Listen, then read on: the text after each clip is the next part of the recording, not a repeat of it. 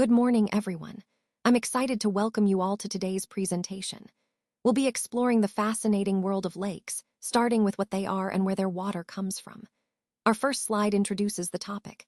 Unit 7, Lakes. We'll look at how lakes are defined, based on recent studies from 2011 and 2016, and also examine the various sources that feed water into them, including rain, rivers, underground water, and melting ice. So, let's dive in and discover the essential facts about lakes and their water sources. Now, let's take a closer look at what actually determines the size of a lake. First, the size of the depression or basin where the lake forms plays a crucial role. Think of it as the container that holds the water. Larger depressions tend to give rise to bigger lakes. Next, the amount of water coming in is vital. This includes rainfall, inflows from rivers, and underground water sources. The more water that flows in, the larger the potential for the lake to grow. But of course, lakes also lose water in various ways. Evaporation is a major one, especially in hot or dry climates, where water turns into vapor and escapes into the atmosphere. Water can also leave through river outlets if the lake has an outlet stream, or be used by people for irrigation, industry, or domestic purposes. Additionally, some water percolates down into the ground, reducing the lake's volume over time. Finally, sedimentation plays a role too. Over time, particles carried into the lake settle at the bottom, gradually filling in the depression and potentially shrinking the lake or affecting its depth. All of these factors, how big the basin is, water inflow, water loss, and sedimentation, interact dynamically. Together, they help explain why lakes come in so many different sizes and how their size can change over time.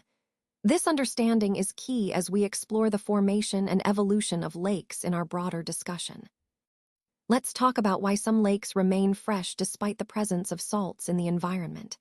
One key reason is that these lakes are fed by rivers or streams, which bring in fresh water. This inflow helps dilute any salts that might otherwise accumulate. It's like constantly refreshing a glass of water so it stays clean. Another factor is the type of bedrock beneath these lakes. Often, they sit on rocks that contain very little saline minerals, so there's less salt leaching into the water from the ground. Additionally, many of these lakes have surface outlets, like streams or rivers that flow out of them. These outlets carry away excess salts, preventing the buildup of minerals and maintaining the lake's freshness. Similarly, underground outlets or drainage systems can also help by removing accumulated salts from beneath the lake. Climate also plays a significant role. These lakes are usually found in areas with high rainfall, which continuously replenishes the freshwater supply and washes away salts. Plus, in regions with low temperatures, evaporation rates are low. This means less water is lost to evaporation, so salts don't concentrate as much in the lake. Altogether, these factors, constant freshwater inflow, minimal saline bedrock, outlets for salts, high rainfall, and cooler temperatures, combine to keep these lakes fresh. Understanding these processes helps us see how the environment works to maintain freshwater resources, even in salty surroundings. Now, let's take a look at some notable examples of freshwater lakes. First up is Lake Victoria, which is actually the largest tropical lake in the world, and one of Africa's most vital freshwater resources. It supports millions of people through fishing and transportation. Moving on, we have Lake Naivasha, a beautiful freshwater lake in Kenya known for its rich bird life and as a key freshwater source for agriculture and domestic use. Next is Lake Baringo, also in Kenya, which is quite unique because of its shallow waters and diverse ecosystems, including numerous bird species. These lakes are great examples of how freshwater bodies are essential for both ecological balance and human livelihoods. They also highlight the diversity of freshwater environments and the importance of conserving them as part of our broader efforts to protect water resources globally. So let's take a closer look at why some lakes tend to be saline. One key reason is that these lakes often don't have enough freshwater rivers flowing into them.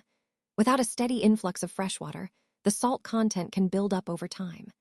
Another factor is that these lakes are sometimes fed by rivers or runoff that pass over rocks with higher salt content.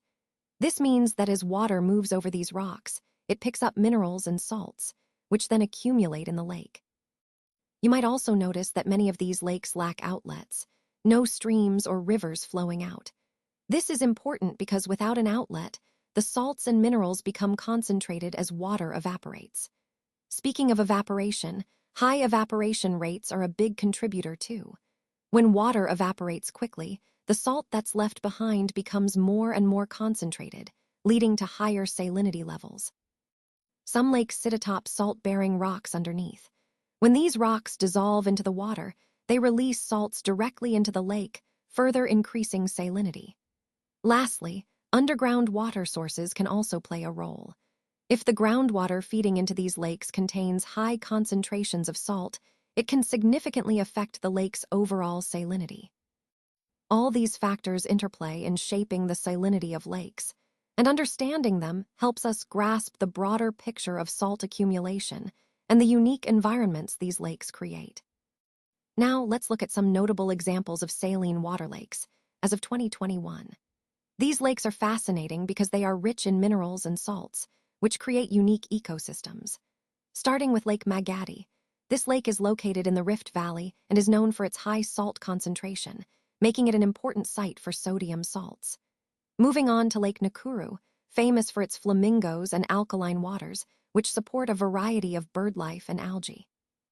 Then there's Lake Turkana, often called the Jewel of the Desert, which is the largest desert lake and has a mix of freshwater and saline parts. Next is Lake Bigoria, renowned for its geysers and hot springs, along with its salty waters that host diverse microbial life. Lastly, we have Lake Elementaita, which, like Nakuru, is alkaline and supports a range of bird species, especially during the migratory seasons. These lakes are great examples of how saline water bodies shape local ecosystems and influence the surrounding environment. They also highlight the diversity within saline lakes, which ties into our broader theme of understanding different water bodies and their ecological significance. Now, let's explore the different ways lakes can be formed. One common process is through erosion, where water, wind, or ice gradually wears away the land, creating basins that can fill with water over time. Erosion really plays a key role in shaping the landscape and forming lakes naturally. Another way lakes form is through earth movements, such as faults and shifts in the Earth's crust. These movements can cause depressions or basins that later fill with water, turning into lakes. It's fascinating how the Earth's dynamic nature contributes to lake formation. Volcanicity, or volcanic activity, is also a significant factor. When volcanoes erupt, they can produce craters or calderas that trap water, forming volcanic lakes. These are often quite scenic and show the powerful influence of volcanic processes on our landscape. Human activity shouldn't be overlooked either. Humans sometimes create lakes intentionally, like in the case of reservoirs, or unintentionally through activities like mining or construction that alter the land and water flow. Mass movements, such as landslides, can also block rivers or valleys, leading to the formation of lakes. These natural slides can create barriers that cause water to accumulate behind them. Weathering plays a role too, especially through processes like solution weathering, where minerals in rocks dissolve in water and gradually weaken the land surface, sometimes leading to the formation of lakes. Finally, a less common but interesting way lakes can form is through the falling of a meteorite. An example of this is Lake Bosamwi, which was created when a meteorite impact created a crater that later filled with water. All of these processes highlight the incredible variety of natural forces and activities that shape our landscape and create lakes. Understanding these different formation processes helps us appreciate the complex interactions between Earth's geology, climate, and even human influence. Now, let's take a closer look at the different processes that can lead to the formation of lakes. One of the key processes is crustal warping, which happens when the Earth's crust bends or shifts due to tectonic forces. This movement can create basins that fill with water over time, forming lakes. Next, volcanicity plays a role too. When volcanic activity creates craters or depressions, these can transform into lakes, especially if they trap water. Mass wasting, which involves the downward movement of soil and rocks due to gravity, can also block river valleys or create natural dams, leading to the formation of lakes behind these barriers. Erosion and deposition are ongoing processes that shape the landscape. Erosion can carve out basins in the terrain, while deposition of sediments can fill in valleys or hollows, eventually forming lakes. Lastly, human activity, things like dam construction, mining, or land development, can create artificial lakes or alter natural ones, impacting our environment significantly. All these processes are interconnected and contribute to the dynamic nature of the Earth's surface, shaping the lakes we see today. Understanding these mechanisms helps us appreciate not just the formation of lakes, but also the broader geological processes at work beneath our feet. Now, let's explore how different types of lakes are formed and classified. First, many lakes originate from tectonic movements. For example, faulted or rift valley lakes are created when the Earth's crust fractures and blocks of land sink, forming deep, elongated lakes. Think of the East African Rift System. Then, there are lakes formed through crustal warping, where large sections of the crust are bent or tilted downward, resulting in down-warped or tilted lakes. These processes highlight the dynamic nature of Earth's crust and how it shapes our landscape. Moving on, volcanic activity also plays a significant role in lake formation. Crater lakes form in the caldera of a volcano after an eruption, filling the emptied crater with water. Famous examples include Crater Lake in Oregon. Caldera lakes are similar but often larger, resulting from the collapse of an entire volcanic structure. Lava-dammed lakes happen when flowing lava blocks a river, creating a natural dam that causes water to back up and form a lake. Lastly, glaciers have carved out some of the most stunning lakes through glaciation processes. Cirque lakes, or tarns, are small, often circular lakes nestled in mountain bowls carved by glaciers. Ribbon lakes, also known as finger lakes, are long and narrow, occupying glacial troughs. Moraine-dammed lakes are formed when debris from glaciers, called moraines, act as natural dams. And then there are kettle lakes, tiny, round lakes that form when chunks of ice break off glaciers and become buried in sediment, eventually melting and leaving behind a depression filled with water. So, as you can see, lakes are incredibly diverse, and their formation tells us a lot about Earth's geological history and ongoing processes. Each type of lake is a natural record of the forces shaping our planet, connecting the Earth's internal activity with surface features we admire today. Now, let's explore some of the different ways lakes are formed. First up, lakes created by river and wave deposition. These often include oxbow lakes, which are really fascinating. They form when a meander from a river gets cut off, creating a crescent-shaped lake. Then there are marine or coastal lakes, which develop in areas where the sea gets cut off from the ocean, often due to sediment buildup or rising sea levels. Moving on, some lakes are shaped by wind erosion. These are typically found in dry, sandy regions, where strong winds carve out depressions that fill with water, forming lakes. Another interesting type is lakes formed by solution processes, especially in soluble rocks like limestone. Here, water dissolves the rock over time, creating depressions or sinkholes that can fill with water, forming lakes. Now, shifting gears to human-made lakes, which are quite common today. Dam lakes are created when we build dams across rivers to store water for various uses like hydroelectric power, irrigation, or water supply. Then there are barrages and reservoirs, which serve similar purposes but often involve multiple structures to control water flow and storage. Additionally, lakes can also be formed by damming landslides or depositing waste debris in valleys, effectively blocking natural water flow. Lastly, there's a less common but intriguing type, lakes formed by meteorite impacts. When a large meteorite crashes into the Earth, it can create a crater that fills with water over time, forming a crater lake. These impact lakes are rare, but provide important clues about Earth's history and extraterrestrial events. Throughout this presentation, we've seen how lakes are not just static bodies of water, but are shaped by a variety of natural and human processes. Understanding these different formation mechanisms helps us appreciate the diversity and significance of lakes in our environment. Now, let's talk about how some lakes are formed by tectonic movements, specifically faulted or rift valley lakes. When the Earth's crust experiences faulting, it means the rocks are breaking along lines of weakness, creating cracks or faults. These faults can cause certain parts of the land to sink or tilt, which results in the formation of deep, narrow, and often very long depressions. These depressions tend to have steep sides, making them quite distinct in the landscape. Over time, water from nearby rivers and streams can flow into these depressions, filling them up and creating what we call faulted or rift valley lakes. These lakes are fascinating because their origins are directly linked to the Earth's internal movements, and they often form some of the most dramatic landscapes we see. Understanding this process helps us appreciate how dynamic our planet is and how these geological forces shape the environments we live in. Now, let's delve into the characteristics of faulted or rift valley lakes as of 2023. Most of these lakes tend to be quite narrow, which is a common feature resulting from the tectonic activity that creates these valleys. You'll notice that they are often steep-sided, with sharp, dramatic edges that reflect the geological forces at work beneath the surface.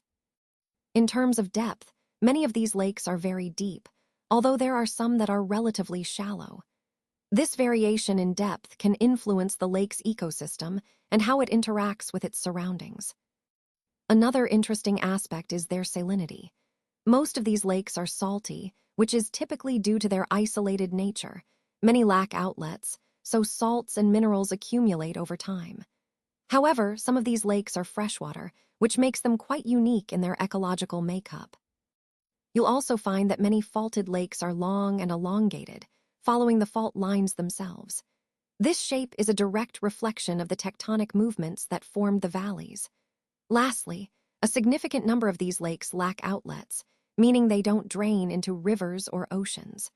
This isolation often leads to high mineral concentrations and distinctive ecological conditions. Understanding these features helps us appreciate how tectonic processes shape not just the landscape, but also the ecological and chemical characteristics of these lakes. It's fascinating to see how geology directly influences the environment in such profound ways. Now, let's take a closer look at some of the most significant freshwater lakes in the Rift Valley. These lakes are not only remarkable for their size and beauty, but also for their ecological and economic importance. Starting with Lake Baringo, located in Kenya, it's known for its rich bird life and as a vital resource for local communities. Moving to Lake Naivasha, also in Kenya, which is famous for its scenic beauty and diverse wildlife, including hippos and numerous bird species. Then we have Lake George, situated at the border between Uganda and Kenya. It's part of the Great Lakes system and supports a variety of fish species. Lake Edward, shared between Uganda and the Democratic Republic of Congo, is another key freshwater resource, known for its biodiversity. Nearby is Lake Albert, also straddling Uganda and Congo, which plays a crucial role in regional fisheries and transportation. Continuing our journey, we have Lakes Kivu and Tanganyika. Lake Kivu, located between Rwanda and the Democratic Republic of Congo, is notable for its large methane reserves under the surface, an example of how these lakes can have broader economic implications. Lake Tanganyika is one of the world's deepest freshwater lakes and is shared by 4 countries, Burundi, Tanzania, Congo, and Zambia, highlighting how these lakes are vital for multiple nations. Lastly, we have Lakes Rukwa and Malawi. Lake Rukwa, in Tanzania, is part of the Great Rift Valley's complex system, supporting local fisheries. Lake Malawi, also in the Rift Valley, is renowned for its incredible diversity of cichlid fish and is a major source of fish for several countries. These lakes exemplify the rich diversity and significance of freshwater systems in the Rift Valley, underlying their importance not only for local ecosystems, but also for regional livelihoods and economies. They truly illustrate how interconnected and vital these water bodies are to the broader environmental and human landscape we're exploring today. Now, let's take a look at some notable examples of salty water lakes found in the Rift Valley, based on data from 2007 and 2021. These lakes are quite fascinating because they highlight the unique environmental conditions in this region. First, we have Lake Magadi, which is renowned for its high salinity and alkaline waters. It's a critical habitat for various bird species, especially flamingos, which thrive on the algae that grow in its salty waters. Next is Lake Bigoria, another alkaline and saline lake. It's famous not only for its salt deposits, but also for its geysers and hot springs, making it a geothermal hotspot within the Rift Valley. Then there's Lake Nakuru, which is well known for its large flocks of flamingos. Although it's a freshwater lake, it can become quite salty during dry seasons, and its alkaline waters support a unique ecosystem. Moving on to Lake Elementaita, which is smaller but still significant. It shares similar characteristics with Nakuru, like high salinity levels that support diverse bird life, especially during migration seasons. Finally, we have Lake Turkana, the largest permanent desert lake in the world. It's a hypersaline lake with a very high mineral content, and it plays a vital role in the local ecosystem and the livelihoods of nearby communities. All these lakes exemplify how the Rift Valley's geological activity creates environments with extreme conditions, supporting specialized and often unique ecosystems. They really highlight the diversity and resilience of life in these salty habitats, tying back to our broader theme of understanding how geological and climatic factors shape ecosystems in this region. On this slide, I want to talk about how lakes can form due to crustal warping, specifically through processes like down warping and tilting. A good example of this is Lake Victoria, which actually formed around 2007. What happened here is that Earth movements caused the crust in that region to bend downward, creating a shallow basin or depression. Think of it like a dip or a bowl in the Earth's surface. As this depression formed, the areas around it actually experienced uplift, meaning they were pushed upward. This uplift had a couple of important effects. First, it reversed the natural flow of some rivers like the Caldera, Katanga, and Kafu, which might have originally flowed in one direction, were redirected. Second, the uplift also cut off other rivers, such as the Yala, Nzoia, Mara, and Kuja, effectively trapping their waters in the basin. Over time, with rain and water from these rivers flowing into the depression, it gradually filled up, leading to the formation of Lake Victoria. This process of crustal warping illustrates how dynamic the Earth's surface is and how these movements can create significant geographical features like lakes. It's a perfect example of how Earth movements can shape our landscape over time, fitting into the broader picture of how lakes form through different geological processes. Now, let's look at some examples of lakes that have formed specifically due to the process of downwarping. Downwarping is a geological process where the Earth's crust sinks or bends downward, often creating a basin that can fill with water over time. This process is responsible for shaping many lakes around the world, especially in regions with significant tectonic activity. One of the most well-known lakes formed by downwarping is Lake Victoria. It's not only the largest tropical lake in the world, but it also plays a vital role in the ecosystem and economy of East Africa. Moving on, Lake Kyoga is another example. It's located in Uganda and is part of the Great Lakes region, which has been shaped by similar geological forces. Then we have Lake Koki and Lake Wamala, both in Uganda as well, which are smaller but equally interesting cases of downwarping-induced lakes. Lake Jaipe, situated between Kenya and Tanzania, is another example that highlights how these processes can cross national boundaries. Lake Chad is a particularly significant example. It spans across several countries in Central Africa and has undergone considerable changes in size over the years, partly due to downwarping and other environmental factors. Similarly, Lake Bangweulu, Lake Mweru, and Lake Amboseli are all located in the same general region, showcasing how widespread this geological process is in shaping freshwater bodies. Further south, we have Lake Al-Balosat and Lake Nachu in Kenya, along with Lake Ngami in Botswana, which again demonstrate that downwarping isn't limited to one specific area, but is a common mechanism across different parts of Africa. Overall, these lakes exemplify how downwarping creates natural basins that collect water, forming lakes that are crucial for local ecosystems, agriculture, and communities. Recognizing these examples helps us appreciate the dynamic nature of Earth's geology and its direct impact on the landscape we see today. Now, let's explore how Lake Victoria influences the climate of the surrounding areas, drawing from observations in 2017 and 2023. One of the most noticeable effects is the lake breezes, which tend to have a cooling influence on the land, especially during the afternoons. This cooling effect helps moderate temperatures and provides some relief from the heat. Additionally, the lake's evaporation contributes moisture to the atmosphere. This moisture rises and leads to convectional rainfall, mainly in the afternoons. So, you'll often see increased rainfall in these areas, which is directly linked to the evaporation process. High rates of evaporation also mean that the air tends to have high relative humidity. This means the air feels quite moist, which can influence local weather conditions significantly. The increased evaporation from the lake also results in more cloud cover, as moisture condenses into clouds, affecting the overall weather patterns around the lake. Now, these lake and land breezes aren't just about cooling. They also play a crucial role in moderating temperatures. They help prevent extreme temperature fluctuations, leading to a relatively low diurnal temperature range, meaning the difference between daytime highs and nighttime lows isn't too drastic throughout the year. Interestingly, during colder seasons, lake breezes can actually have a warming effect on the land. This might seem counterintuitive, but it's because the breezes from the lake can bring warmer air inland, helping to keep temperatures more stable. Lastly, it's important to note that these breezes can influence the direction and strength of local winds, sometimes strengthening, diverting, or even reversing prevailing winds.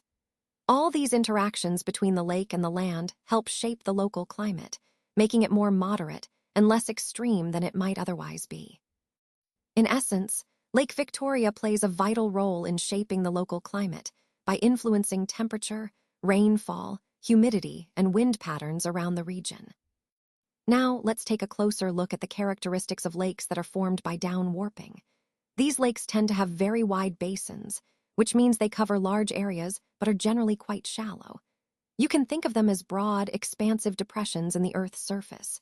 They usually lie in low-lying areas, or depressions, nestled between raised land masses like hills or ridges. Sometimes, these lakes are tilted, which can influence the flow of water and sediment within them. An interesting feature of some downwarped lakes is that rivers flow into them from surrounding highlands, essentially moving inward rather than outward. This inward flow is a key point because it influences the lake's ecology and sedimentation patterns. Additionally, these lakes often contain numerous islands. These islands are actually submerged hills or ridges that have become isolated within the lake basin. Another fascinating aspect is the presence of rias in some of these lakes. Rias are submerged river valleys, or in other words, the mouths of rivers that have been flooded as sea levels rose or the land sank. These features add to the complex shoreline and shape of the lake. Overall, these characteristics highlight how downwarping creates broad, often shallow lakes with unique features like islands and submerged river mouths, which all contribute to the diverse and dynamic nature of these lakes. Now, let's talk about how lakes formed by volcanicity come into being, specifically focusing on crater lakes. When magma from deep within the Earth is under enormous pressure, it can force its way through cracks or vents on the surface in a violent eruption. This process often results in the formation of a volcanic mountain. As the magma in the vent cools and solidifies, it contracts, which causes the magma to withdraw or retreat. This withdrawal creates a depression at the top of the volcano, known as a crater. These craters are key features because they can fill with rainwater or melting snow, forming what we call crater lakes. So, essentially, these lakes are natural water reservoirs that sit within these volcanic craters, symbolizing the dynamic and powerful processes of volcanicity that shape our landscape. This connection between volcanic activity and lake formation highlights the fascinating ways in which Earth's internal forces create these stunning natural features. Now, let's take a closer look at some fascinating examples of crater lakes across Africa. Starting with Kenya, between 2011 and 2016, Several notable lakes such as Lake Simbai, Paradise, Bangil, Mude, Chala, Sonachi, and Nkunga have been identified as crater lakes. These lakes often form in volcanic craters or calderas, showcasing the region's volcanic activity.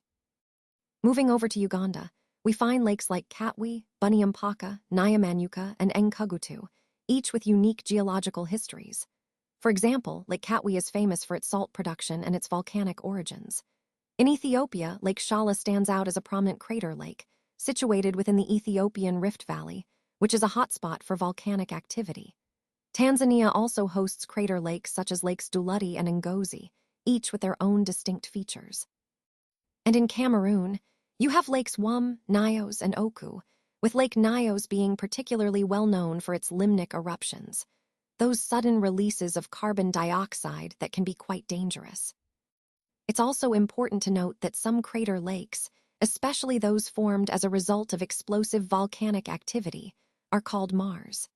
For example, Lake Masoko in Tanzania and Lake Nyungu in Uganda are maars. These are formed when magma interacts explosively with groundwater, creating a crater that then fills with water. Understanding these lakes helps us appreciate the diverse volcanic processes at work in our region and their role in shaping the landscape. They're not just beautiful features, but also indicators of volcanic activity and geological history that tell us a lot about our Earth's dynamic nature. Now let's look at how lava-dammed lakes are formed during volcanic eruptions.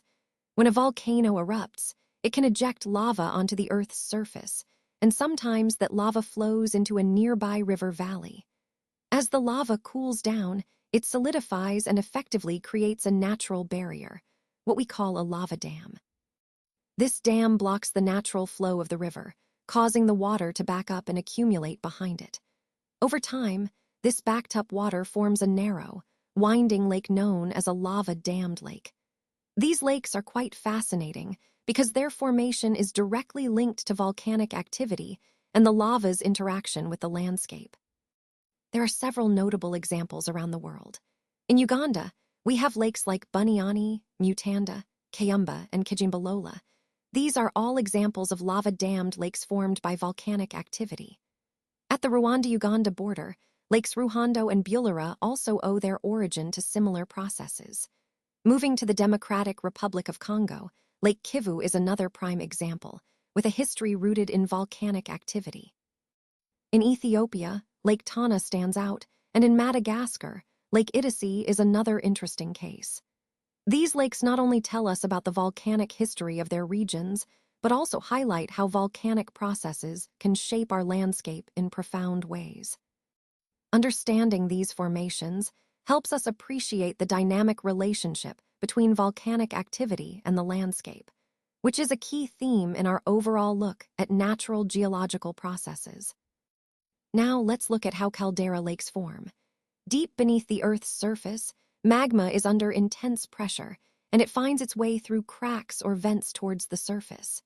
This movement of magma often results in the buildup of lava around the vent, gradually building up a volcano with a crater at the top.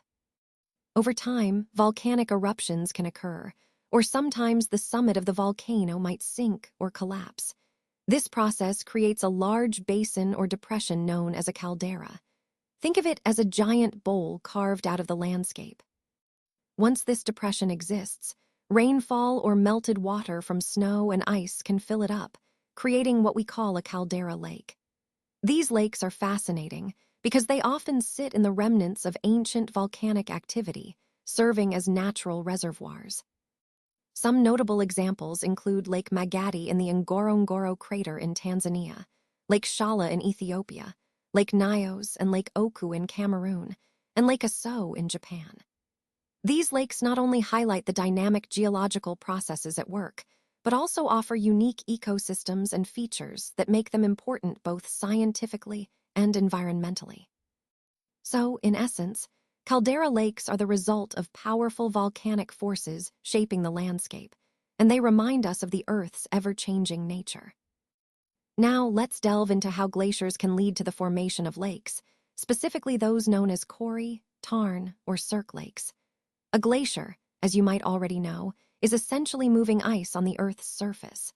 When glaciers form in mountainous areas, they often carve out distinctive landforms through their slow but powerful movement.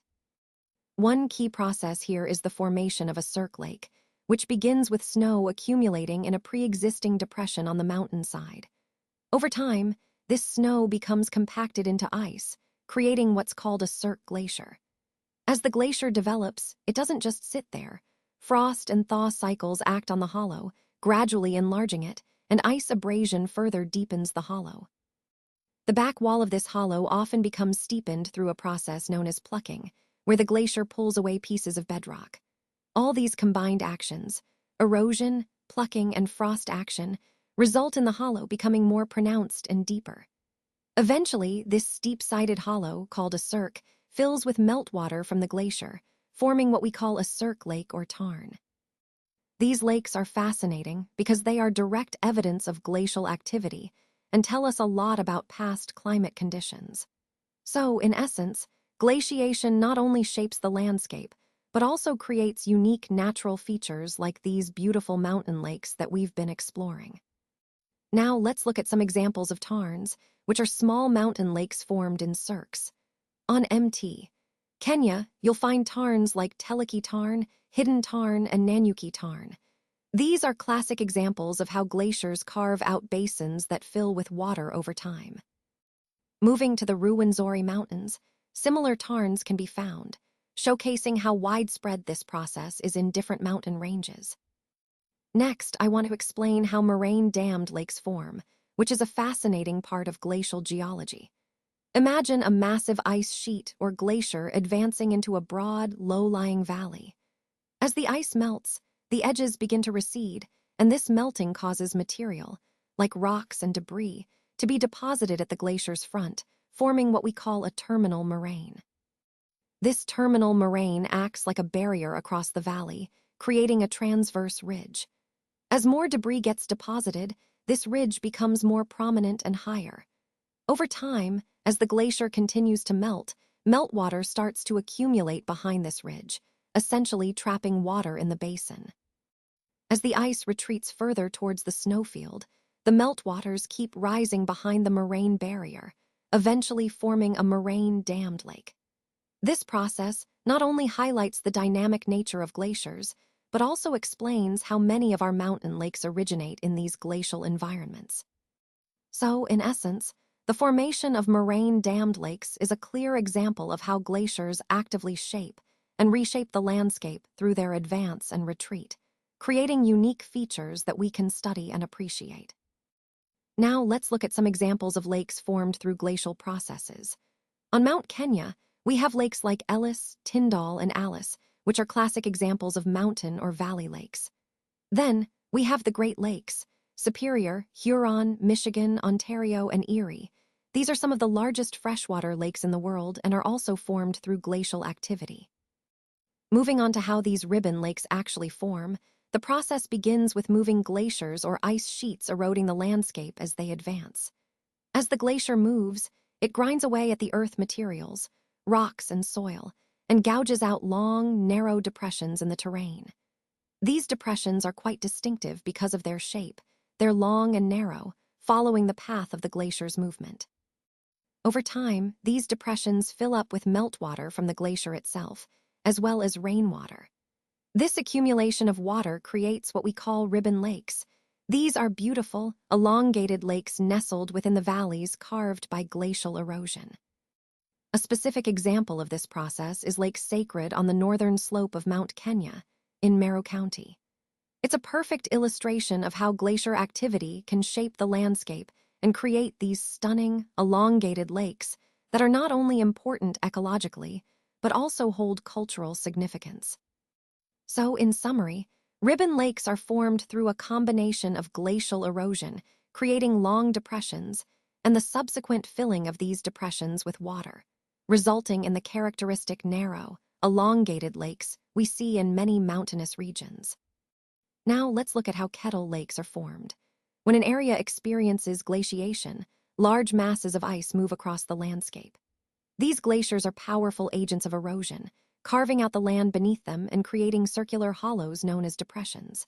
As the glacier melts, these large detached ice blocks leave behind empty spaces.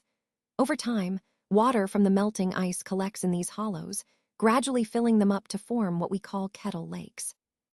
An example of this is Lake Muhoma on the Ruwenzori Mountains, which is a classic kettle lake formed by this process. Moving on, another interesting way lakes are formed involves rivers and wave action.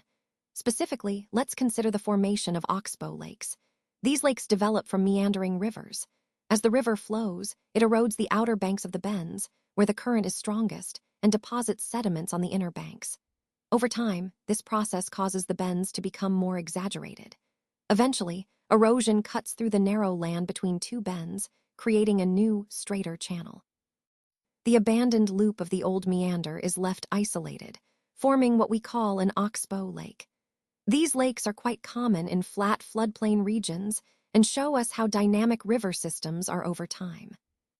Both of these processes, glacial and river-related, highlight the fascinating ways landscapes evolve naturally.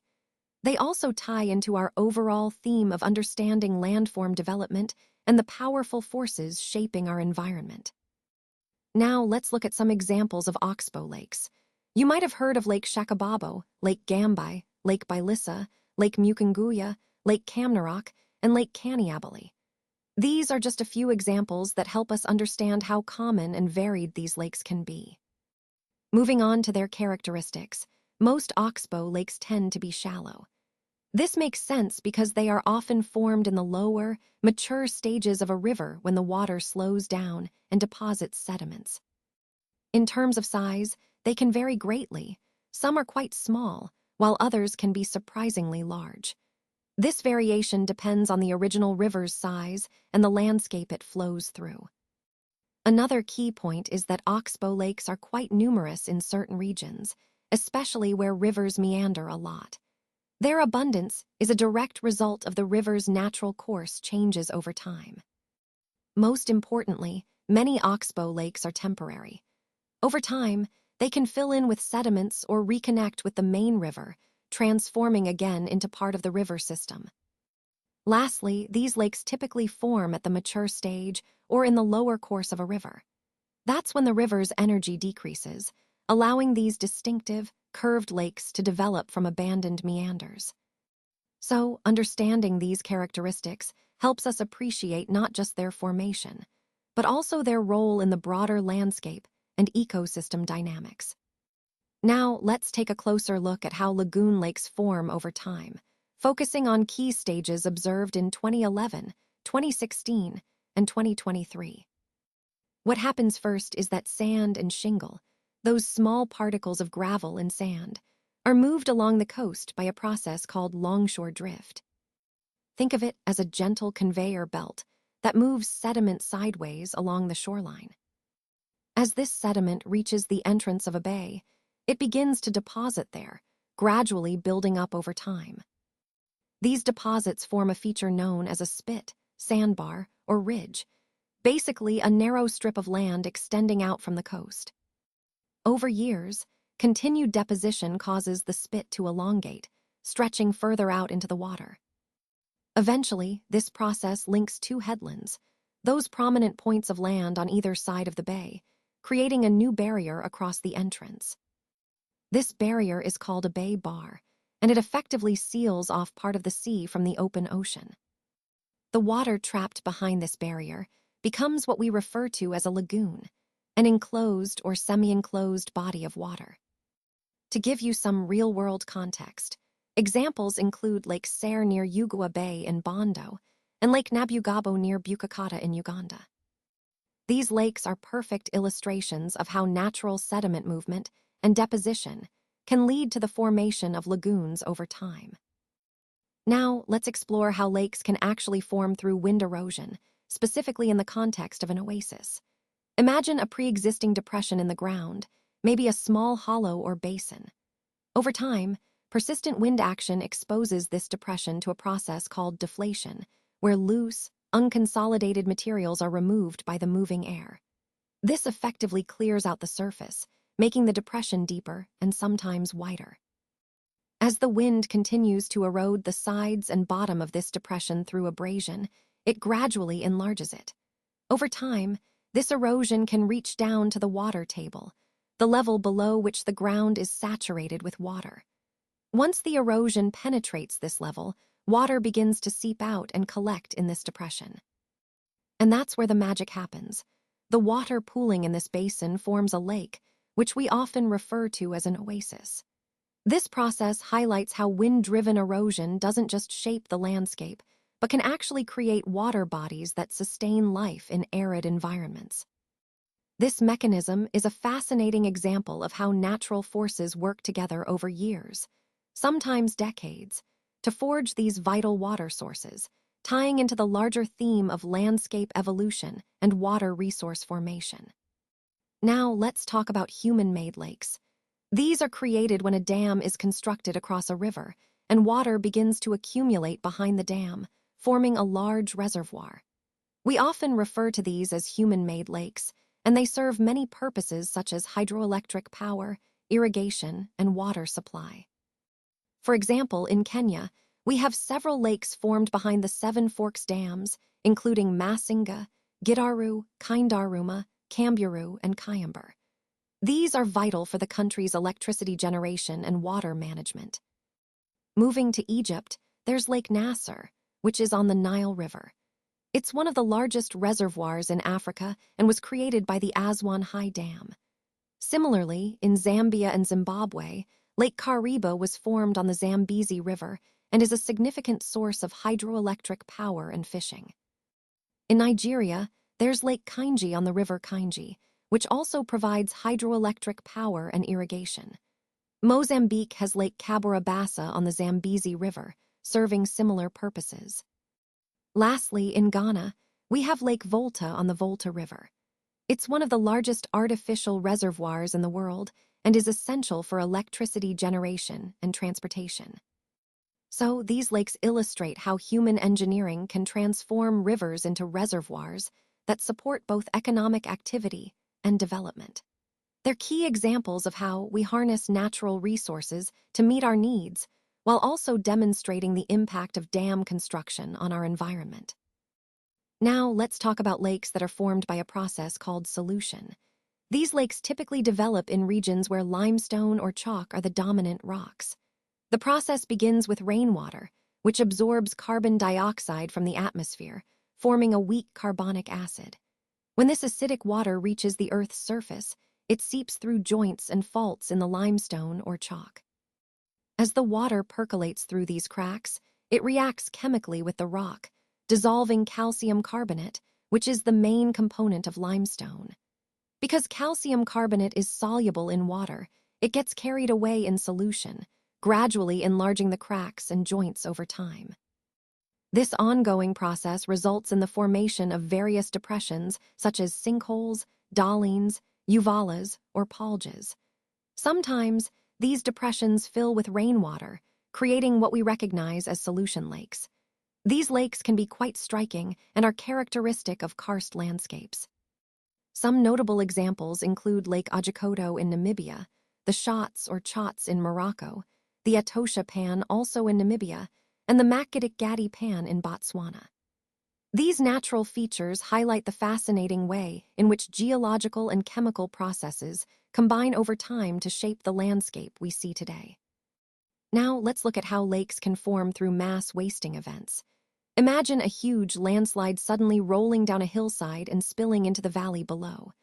As it reaches the bottom, the debris, rocks, soil, and other materials start to pile up and block the valley. If there's a river flowing through that valley, this debris barrier can obstruct the water's flow.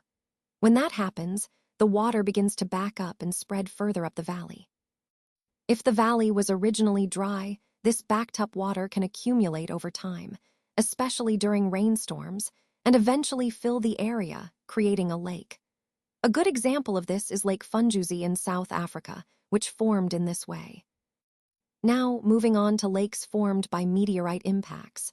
When a meteorite from space crashes into the Earth's crust, it creates a deep depression known as a crater. Over time, rainwater collects inside this crater, filling it up and forming what we call a meteorite crater lake. These lakes are fascinating because they provide evidence of extraterrestrial impacts. Some notable examples include Lake Basamtwi near Kumasi in Ghana, Lake Lanar in India, and Lake Yanisjarvi in Russia. Each of these lakes has a unique story linked to a meteorite impact, reminding us of the dynamic processes shaping our planet. Understanding these formation processes helps us see how diverse and intriguing our lakes can be, and how they tell stories about Earth's history and the forces that have shaped its surface. Lakes play a really important role in our environment and economy, and today I want to highlight some of the positive effects they have. For example, some lakes are home to fish, which not only supports local fishing activities, but also helps people earn income by selling fish. In addition, certain lakes contain valuable minerals that can be extracted and sold, contributing to economic growth. Lakes also influence the climate of their surrounding areas. They help modify local weather patterns, which in turn encourages agriculture and settlement in those regions. This is especially important for communities relying on farming. Another key point is that some lakes serve as reservoirs for hydroelectric power. The energy generated from these lakes is used to power industries and homes, providing a sustainable and clean energy source. Plus, lakes often attract tourists because of their beautiful scenery, which brings in foreign exchange and boosts local economies. Freshwater lakes, including man-made ones, are vital sources of water for various needs. They supply water for industries and households, and are also used for irrigation. This irrigation helps increase agricultural productivity, supporting food security. Many lakes are the sources of rivers, which are essential for delivering water for irrigation, domestic use, and industrial processes. Additionally, lakes facilitate water transportation, making it easier to move people and goods from one place to another. Finally, some lakes provide building materials like sand, which is used in construction and other industries. Overall, lakes are incredibly valuable resources that support ecological balance, economic development, and community well-being. Now, while lakes are incredibly valuable resources, they also come with some significant challenges. For instance, certain lakes can become breeding grounds for disease-carrying insects like mosquitoes and snails. These pests are responsible for transmitting serious illnesses such as malaria and bilharzia, which can affect the health of local communities. Additionally, lakes can sometimes lead to flooding, especially during periods of heavy rainfall or if a dam breaks. Such floods can cause devastating damage, leading to loss of life and destruction of property. It's a reminder of how natural water bodies, while beneficial, also require careful management and safety measures. Another risk is the presence of dangerous animals that inhabit some lakes, like crocodiles, hippos, and venomous snakes. These animals can pose a real threat to humans, especially if people venture too close or are unaware of their presence. Furthermore, lakes can be hazardous during storms, with the risk of drowning accidents increasing when the waters become turbulent or visibility is poor. It's important for anyone near lakes during bad weather to stay cautious and avoid swimming or boating. Lastly, lakes can sometimes act as barriers to transportation. Roads and railways may have to go around or over them, which can complicate travel and logistics in the region. So, while lakes are essential for many reasons, recognizing these negative effects helps us understand the importance of proper management and safety precautions to minimize risks and maximize the benefits they provide. Now, let's look at some of the key factors that have impacted lakes in Kenya between 2011 and 2016. First, deforestation plays a significant role. When forests are cleared, the soil that used to be held in place becomes exposed. This soil is easily eroded and is washed into the lakes, leading to siltation. Siltation not only reduces the depth and volume of the lakes, but also affects water quality. Additionally, deforestation destroys vital water catchment areas, which means less water is fed into the lakes, further threatening their stability and health. Next, we have water weeds, such as water hyacinth. These invasive plants emerge rapidly and can cover large areas of lakes. Their presence hampers transportation because boats find it difficult to move through thick mats of weeds. More critically, these weeds choke the lakes, making it harder for fishermen to access fish habitats. When these weeds rot, they decompose and release nutrients that can harm aquatic life, disrupting the entire ecosystem. Then there's industrialization. The growth of industries around lakes has brought about increased waste disposal, often leading to pollution and contamination of water bodies. This not only degrades water quality, but also poses health risks. Moreover, industries tend to use large amounts of water, and this increased demand often results in lowered water levels in the lakes, especially during dry seasons. Finally, water needs, particularly for agriculture and industry, have a notable impact. During irrigation, water is diverted from lakes to farms, which significantly reduces water levels. Similarly, overuse of water for industrial processes can deplete lake resources. All these activities, if not managed properly, can lead to a decline in lake levels, threatening their sustainability and the livelihoods that depend on them. In summary, these factors, deforestation, water weeds, industrialization, and water demand, are interconnected challenges that affect the health of our lakes. Addressing them is crucial to preserving these vital water resources for future generations. And that brings us to the end. I want to thank you all for your time and attention throughout this presentation. We've covered a lot of ground, from the initial challenges to the innovative solutions, and I hope you found it insightful. Remember, the key takeaway is that progress comes from understanding the core issues and working collaboratively to address them.